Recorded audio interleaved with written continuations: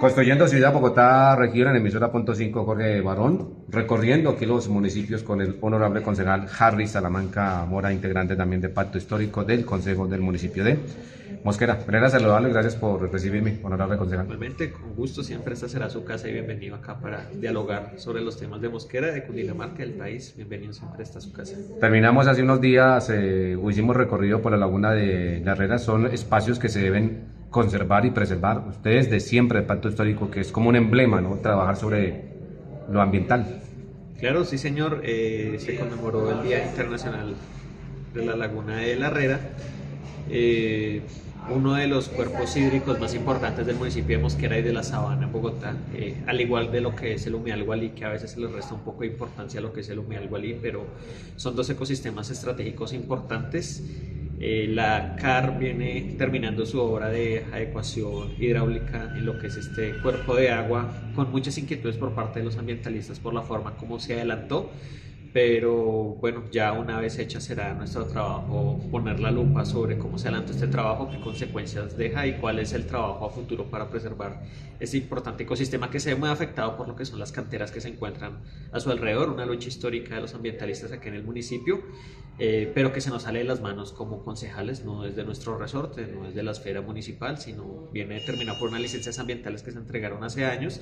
Sin embargo, sí, nuestro compromiso y nuestro trabajo tiene que ser por preservar en las mejores condiciones este cuerpo de agua, más ahora que nos encontramos en estas circunstancias de racionamiento del preciado líquido.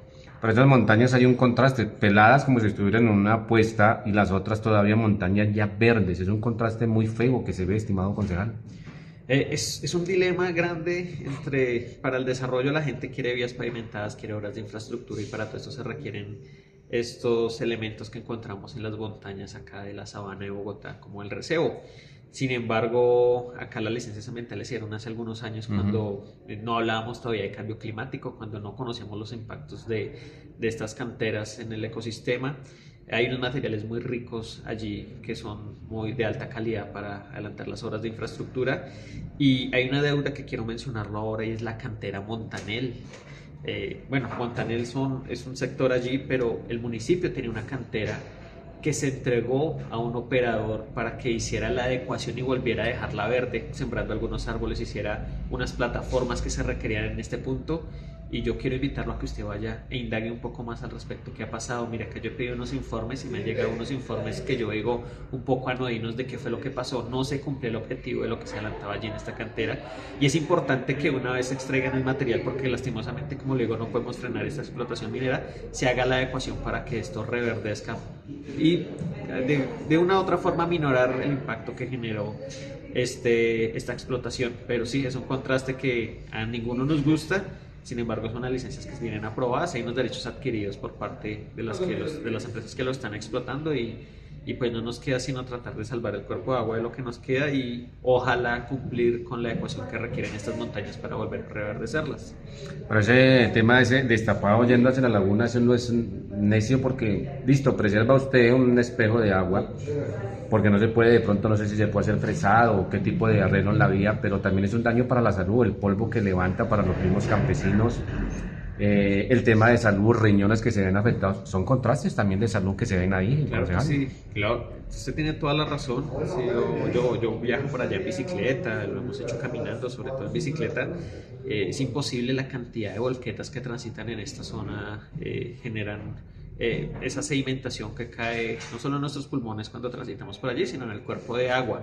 Sin embargo, decir que vamos a hacer una ecuación de esta vía con algún material es un gasto para el municipio y es un gasto que no se ha compensado por el tránsito del tráfico pesado. Quien debería hacer esta adecuación. ¿Las mismas canteras? Las mismas canteras, exactamente, así debería ser. Pero pues ellas van a decir que no es su responsabilidad adecuar estas vías y allí se hace una adecuación, digamos, que se requiere porque es la entrada a algunos habitantes del municipio con la maquinaria amarilla y con algún elemento sobre el piso, pero pues no es suficiente porque ayer transitan cientos y cientos de volquetas y lo que serviría es una pavimentación, pero pues los recursos se deben priorizar en otros sectores donde se beneficie a otro tipo de población, a un número más amplio de población y en otras vías tal vez donde no transite tanto vehículo pesado y pueda conservarse mejor estado de la malla vial.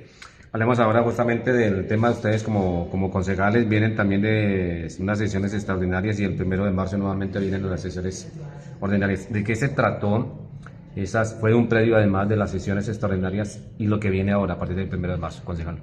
Estuvimos los últimos días de enero y los primeros de febrero sesionando, como usted bien lo menciona, dado que existe una figura para que aquellas personas que tengan deudas por impuesto predial, en este caso, pudiera entregar su bien al municipio para pagar esa deuda. Era un bien que pertenecía a alguna asociación de empresarios que alguna vez existió aquí en el municipio de Mosquera. Esa asociación se encuentra en liquidación, tenía un predio ubicado en el sector de Planadas 2, en donde operó hasta hace algunos años algún jardín infantil. Ellos tenían una deuda de varios años por concepto de impuesto predial. Como se encuentran en liquidación, pues no les interesaba conservar ese predio, no tenían más acreedores y decidieron decirle al municipio que le entregaban un porcentaje del predio en dación en pago por esos impuestos que debían y que el restante lo donaban al municipio. Nosotros como concejales lo que hacemos es brindarle unas facultades al alcalde para que pueda adelantar este proceso, lo reglamente y si es el caso reciba este predio, que nosotros vemos con buenos ojos que allí se pueda construir una infraestructura social en este sector de Planadas 2 y esperamos que llegue a buen término. Nosotros simplemente damos unas facultades para que el alcalde pueda adelantar esta negociación. Como bien lo mencionó usted, a partir del próximo 1 de marzo tenemos el primer periodo de sesiones ordinarias del municipio de Mosquera. En este punto, pues en este momento no se nos ha presentado ningún proyecto de acuerdo, entonces no sabemos qué será lo que se viene. Sin embargo, puedo anticipar que como concejal voy a hacer la solicitud para que las secretarías, todas las secretarías de despacho pasen por el consejo para que nos expongan su plan de acción, miremos cuáles son las metas que tienen rezagadas con respecto al año anterior y miremos qué es lo que se viene. Y asimismo anuncio que ese 1 de marzo estaré radicando nuevamente, insistiré con un proyecto de acuerdo encaminado a establecer los lineamientos para la construcción de la política pública de ventas informales en el municipio de Mosquera. Hay una disputa enorme por el espacio público entre lo que es la ciudadanía, entre lo que son las ventas informales y los comerciantes, y eso se requiere organizar a través de la formulación de la política pública. Yo quiero proponer los lineamientos, lo presenté el año pasado, se archivó en la comisión segunda, insistiré nuevamente porque algunos dicen, eso es un tema, es una papa caliente, las ventas informales es un tema muy complejo, pero son temas que hay que tocarlos. La gente acá nos eligió para abordar todos los temas y es un tema que nos importa a todos y bueno, esperemos se pueda dar una discusión seria al respecto. Usted habló del tema de Planadas. Este sector se ha visto afectado por venir río también por diferentes problemáticas. Recuerdo en una anterior administración un niño falleció, se atragantó justamente de un hueso, no hubo atención, quizá porque no había nadie en el centro de salud, la ambulancia se demoró porque había mucho trancón. Hace pocos días un incendio también, tema de reciclaje. ¿Qué está pasando y qué se puede hacer por este sector, ya que está hablando de un predio así también en Planadas? Sin duda alguna, en el sector oriental, en lo que corresponde a Porvenir, Río y Planadas y sus alrededores, pues son los sectores del municipio donde más demandas de necesidades básicas insatisfechas hay, donde se aglomera un gran porcentaje de población migrante, población de escasos recursos, y es necesario que llegue la presencia institucional allí. Yo he estado en desacuerdo, por ejemplo, con que la comisaría de familia se haya retirado de este sector y se haya concentrado hacia la Arboleda. Me parece que es importante que la administración haga presencia institucional en físico en estos sectores para que la gente sienta la presencia del Estado en su territorio. Es importante llegar con inversión social, mucha inversión social allí a estos sectores. Es importante también que la gente tenga sentido de pertenencia sobre el territorio que habita, y a veces esto escasea un poco. Por ejemplo, los problemas de basuras, claro, es un tema que le corresponde a la administración municipal, pero empiezan desde nosotros mismos en cómo hacemos la disposición de nuestros residuos sólidos, y es importante poder seguir trabajando con ellos. Yo que digo, hay que hacer mucha más inversión social.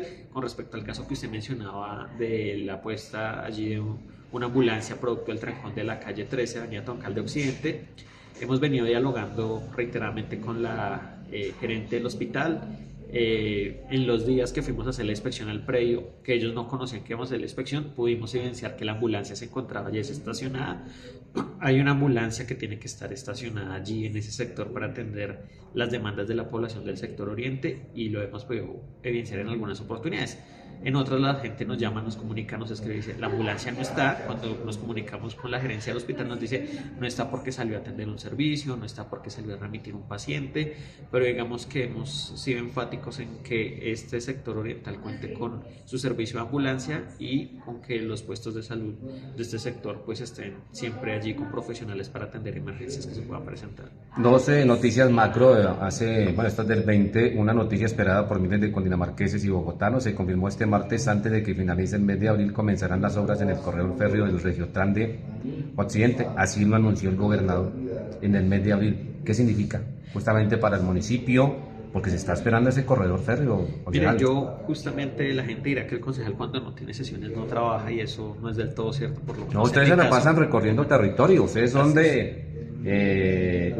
de territorio y no de escritorio, y así tiene que ser. Así es, combinamos las dos. Entonces yo el pasado 23 de enero lo estoy consultando acá, usted no me lo había mencionado, pero lo tengo aquí a la mano. Yo le escribí al gerente de la empresa Férrea Regional indagando al respecto, ¿sí? Porque acá se nos había anunciado desde mitad del año anterior que se iba a entregar el corredor férreo al operador para que tomara él mismo, lo encerrara y empezara a hacer allí las obras. Le pregunté cuál era el porcentaje de avance de la obra, le pregunté qué pasaba, que no se veía el avance necesario. Él me responde en el oficio que las obras se siguen adelantando en el patio de taller que queda ubicado hacia el sector de Faca, que se sigue avanzando en el traslado de redes. Una de las principales dificultades que se ha presentado es la cantidad de redes que hay atravesando todo el corredor férreo, sobre todo en estos municipios. Se encuentran identificando no solo las redes, ya las tienen identificadas y explorando cuál es el camino para trasladarlas. Esto requiere unos recursos económicos importantes. No se ha hecho la entrega del operador, me dice él que porque faltan algunos predios por comprar y el operador recibe el corredor una vez se haya hecho todo el tema de la gestión predial. Entonces es necesario ponerle la lupa.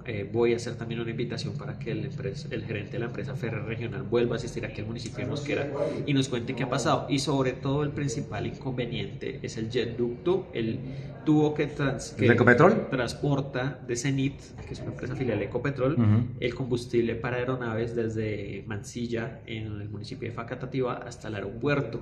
Y este tubo, este jetducto, va paralelo al corredor férreo y genera un problema enorme porque no puede estar ubicado allí, tiene que trasladarse bien sea hacia la profundidad o hacia un costado. Se están adelantando los estudios técnicos para determinar cuál es la mejor manera de poder movilizarlo, de correrlo, y el gobierno nacional se había comprometido desde el año pasado con los recursos para hacer este traslado, para que la obra avance. Sin embargo, yo siento que no hemos avanzado en los porcentajes que esperábamos, pero es necesario ponerle sobre la lupa. Yo lo hice desde el pasado 23 de enero, enviándole el oficio y recibí a satisfacción la respuesta por parte del gerente. El patio taller alcanza un desarrollo del 27.7%, los estudios y diseños principales están en un 84.15%, los de las estaciones elevadas en 79.81% y los de interferencias con redes de servicios públicos validadas en 64%. Eso es de hace un día. Esa fue la información que salió ayer. Bueno, yo tengo acá el oficio que él me envía donde están los porcentajes. Esta es de la oficina de prensa que envía justamente la gobernación del departamento ustedes que están enterados de Cundinamarca. Porque había intranquilidad. Dese cuenta que estuvo el expresidente Samper en el Corso, pero en el Corso de Bogotá, que es el patio taller del metro.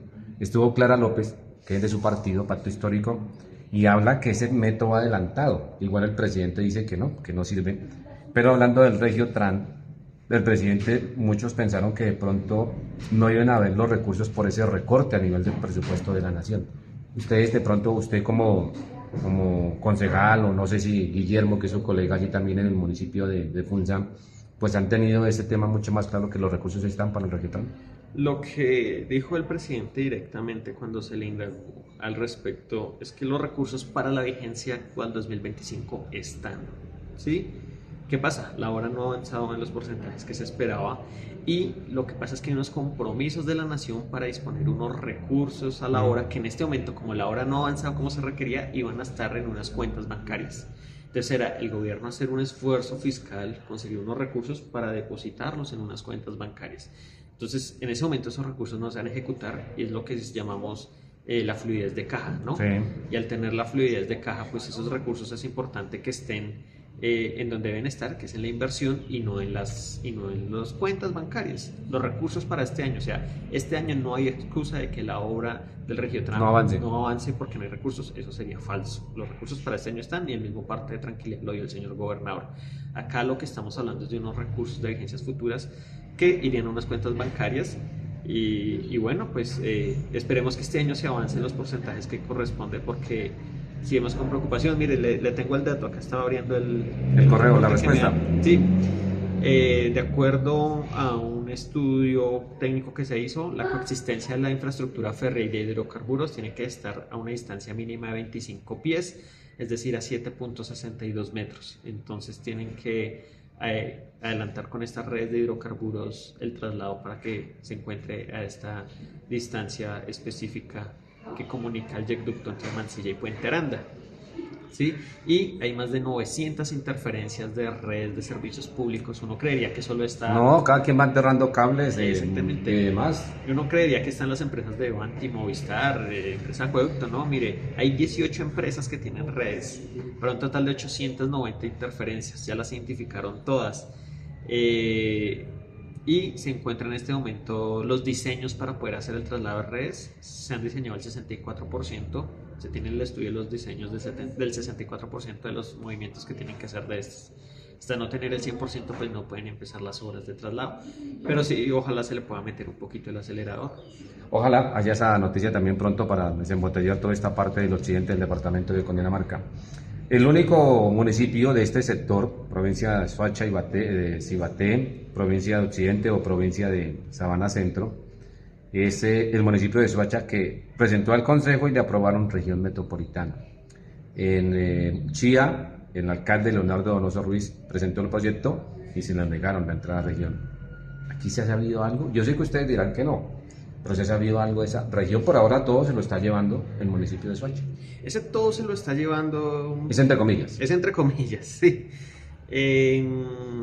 La posición nuestra como pacto histórico es un no rotundo a la región metropolitana porque es una pérdida de autonomía para los territorios. Es una pérdida de autonomía para aquí no los han presentado, Nelson Hernán Parra Laguna no ha presentado. Y el alcalde municipal Nelson Hernán Parra, quien además hizo campaña en contra de la región metropolitana, pues creo yo que no va a presentarnos un proyecto de acuerdo encaminado en ese sentido, ¿sí? Eso sería ir en contra de lo que él nos prometió en campaña.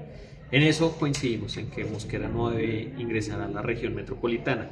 Soacha es el único municipio de Cundinamarca que ha ingresado, sí. Y entonces eso es lo que han venido expresando algunos sectores, y uno podría mencionar lo que casi que a modo de chantaje es, pero mire, lo único que está llevando los recursos es Soacha. Métanse ustedes, incluyanse ustedes porque lo único que lo está llevando es Soacha. Mi pregunta no es de chantaje, ¿no? Lo único que he entrado es... Los periodistas indagan y eso es el trabajo de los periodistas. Yo estuve en Chía cuando le negaron por 5 votos a 0 al alcalde. Allá estuve. No, yo hablo de algunas personas que buscan que Mosquera y que los municipios de Sabana se incluyan en esta región metropolitana.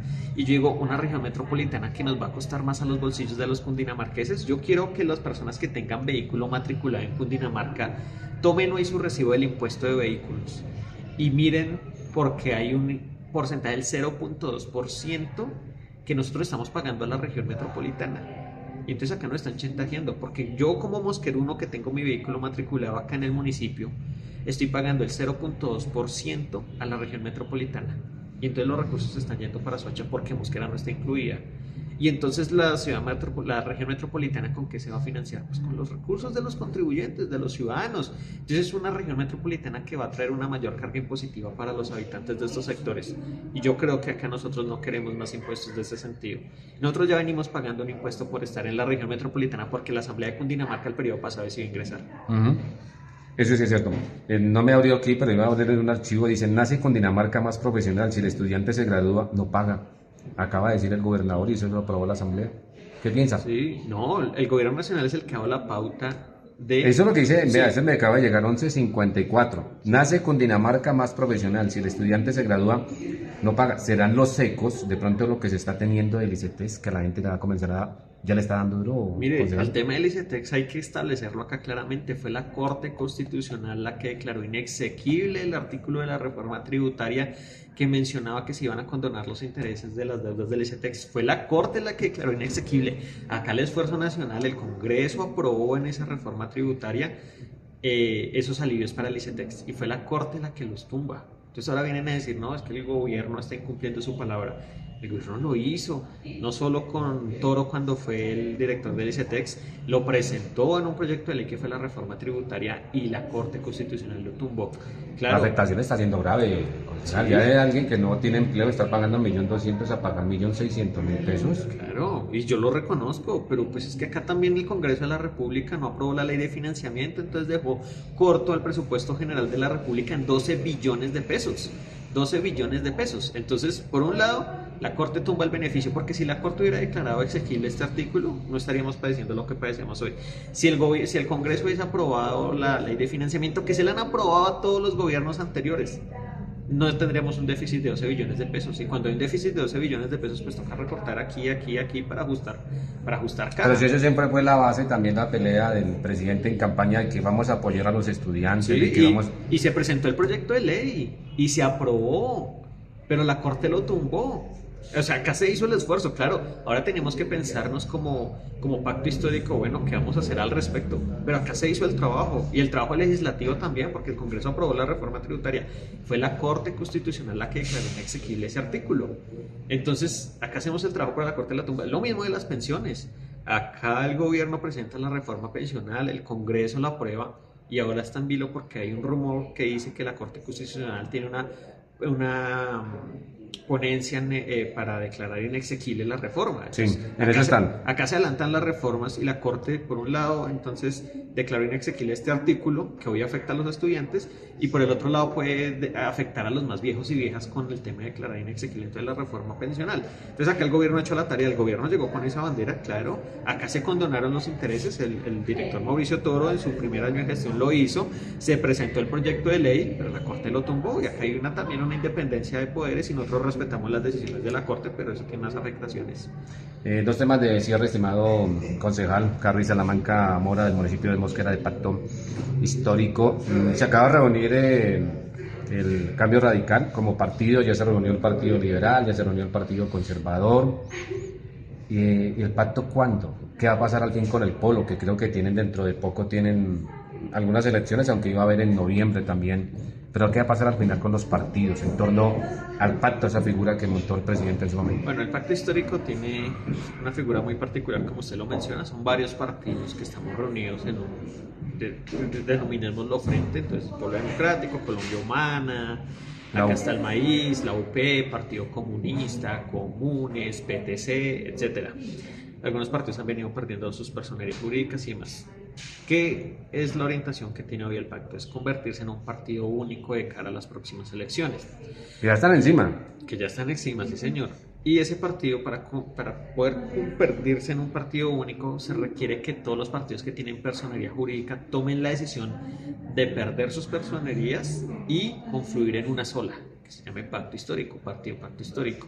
Es una discusión compleja porque los partidos han hecho unos esfuerzos por conservar sus personerías jurídicas para desprenderse de ellas y reunirse en uno solo. Hasta el momento lo que ha sido Colombia Humana, Polo Democrático, Partido Comunista y UP han manifestado su interés en conformar un partido único.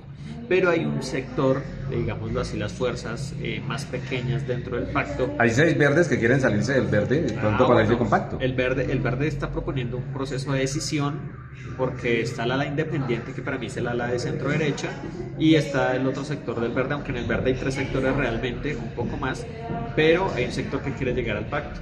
Entonces, ¿qué estamos diciendo nosotros como pacto? Venga, los partidos tienen que dar internamente la discusión para saber si se suman a este frente único, a este partido único, pero como se lo mencionaba anteriormente, hay unos partidos pequeños que han venido diciendo que van a conformar unitarios. Entonces el pacto en este momento está entre el partido único y unitarios. ¿Cuál es la discusión?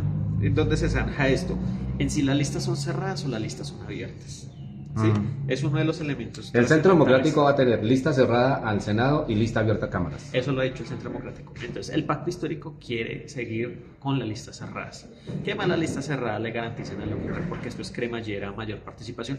En el Congreso aumentamos el número de cuotas femeninas gracias a que Pacto Histórico que hizo una lista cremallera, lista Pero se cerrada. trata de no aumentar, sino gente que llegue a trabajar, concejal. Exactamente, claro. No Entonces, llenar cupos. esa es la discusión dentro del pacto, que dicen, venga, hay muchas personas que llegaron al Congreso y tenían realmente las capacidades, tenían realmente el compromiso ideológico y programático para estar allí. Algunos manifiestan que no. En el Consejo de Bogotá dejaron por fuera a Sergio Nieves, un hombre que trabaja, que tiene A Carlos- 34... a Carlos Carrillo. ¿Y cuánto representa? Más de 100.000 votos del Polo, por ejemplo. Exactamente. Entonces, ¿qué dicen los de unitarios? Unitarios dicen, hagamos un frente, claro, defendiendo estas reformas del cambio, defendiendo el gobierno de Petro, pero con listas abiertas. El pacto dice, vámonos a listas cerradas. Hay una discusión ahí, es, venga, hagamos listas cerradas, pero con consulta previa. Entonces, la consulta previa va a llevar el voto de la gente y va a decir cómo se organizan las listas. Esta discusión no se ha zanjado, estamos en esa discusión en cada uno de los partidos.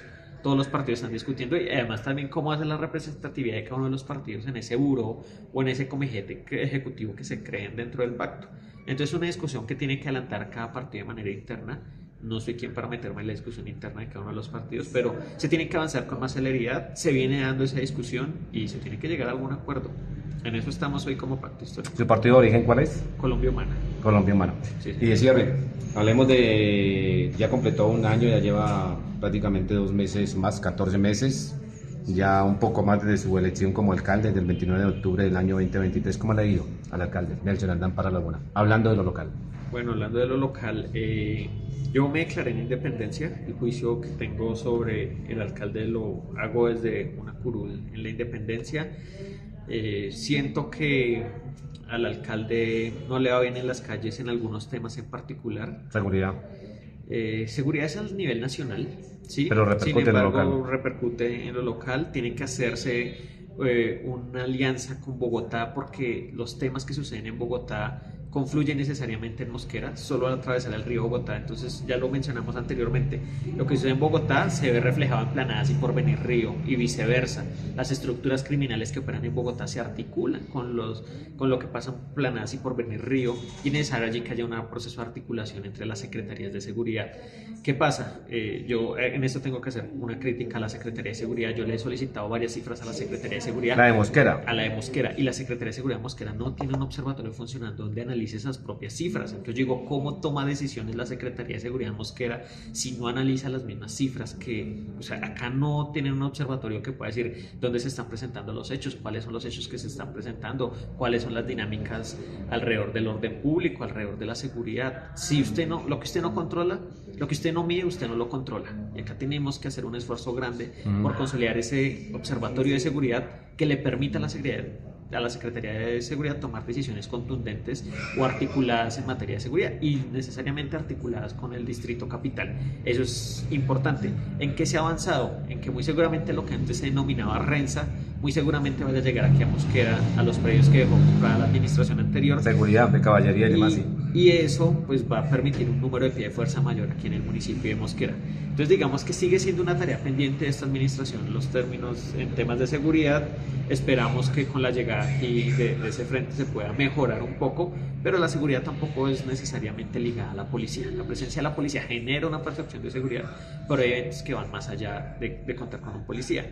¿En qué otros aspectos? Ahorita en materia de infraestructura por fin se pudo contratar un tema de maquinaria amarilla para hacer la adecuación de las obras rurales, de las vías rurales y algunas vías urbanas. Ya hemos visto algunas vías en obra. Jenny, por ejemplo, sí. Se va a hacer una intervención parcial del frente de obras de Mamut, que lleva más de 2 años la gente con su vía destapada por un contratista que dejó abandonadas las obras. Ahorita se va a hacer una intervención para aminorar allí los impactos que ha generado. Sin embargo, una crítica que le tengo que hacer a la administración en términos de contratación, un proceso muy lento y eso repercute en todas las áreas. Si hoy no tenemos a 100% funcionando la Secretaría de Educación es porque no están contratados todas las prestaciones de servicio que se requieren, y cuando uno indaga todo confluye en la oficina de contratación. Cuando uno va y mira a la Secretaría de Cultura, ¿por qué no está operando las escuelas de formación y todos sus programas? Porque no tiene toda la gente contratada. Y así si hiciéramos, ¿por qué los jardines no están funcionando hoy? Porque no han firmado los convenios con las cajas de compensación, ¿sí? Y entonces si uno va y mira, todo tiene un eje que lo lleva al mismo camino y es contratación. Se tiene que agilizar los procesos de contratación para que la administración pueda ser no solo eficiente, sino eficaz y efectiva en lo que está adelantando.